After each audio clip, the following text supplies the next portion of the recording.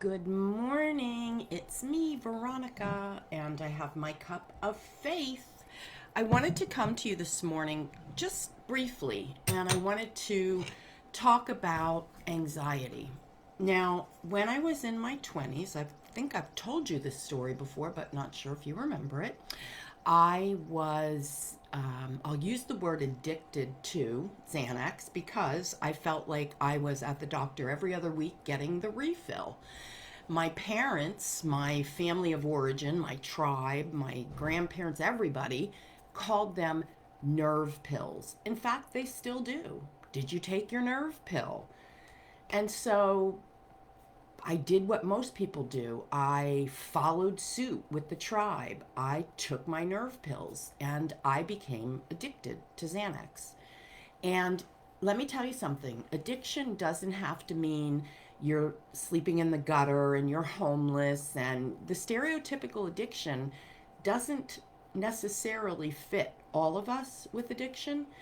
It just meant for me that I couldn't go without taking my nerve pills. And if I went without taking my nerve pills, I had the byproduct of that. I had rapid heartbeat. I found myself in the emergency room every other week with some sort of condition, constant doctor's appointments. I mean, I was very anxious, to say the least. Now, that does not mean that I don't get anxious now, because everybody has a degree of anxiety. I don't take anxiety medicine. I have learned different techniques to manage my anxiety, but one of the most important things, and this I think is key to managing all anxiety, getting in tune with who you are. When I felt anxious, it was typically because I was afraid I couldn't control a situation. I wouldn't know what to do. I didn't know the outcome. You might say a worrier, right? And so, as I started my 25-year journey into spirituality over the course of time, it became clearer and clearer to me that the cure for anxiety or the managing of anxiety was in the knowing of oneself. And the best way to know oneself is to know your intuitive self. And so by teaching intuition and teaching how to trust intuition, which, by the way, is a very natural part of who you are, managing anxiety is a byproduct of that.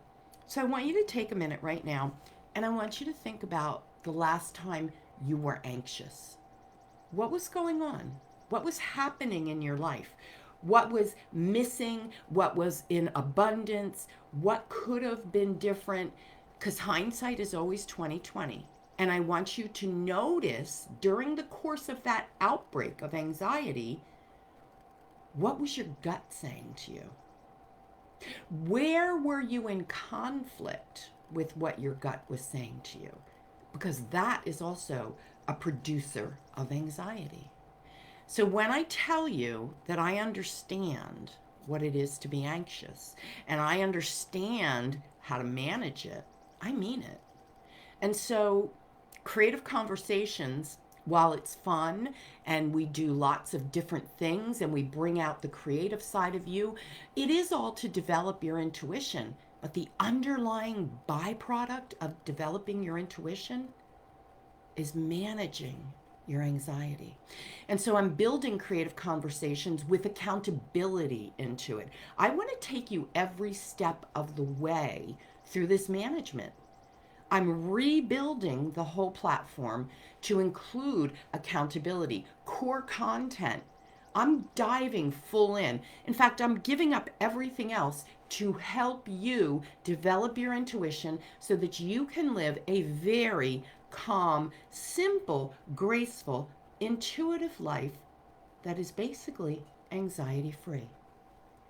So, if you are somebody that suffers with anxiety, number one, let me hear from you. Tell me, share with me.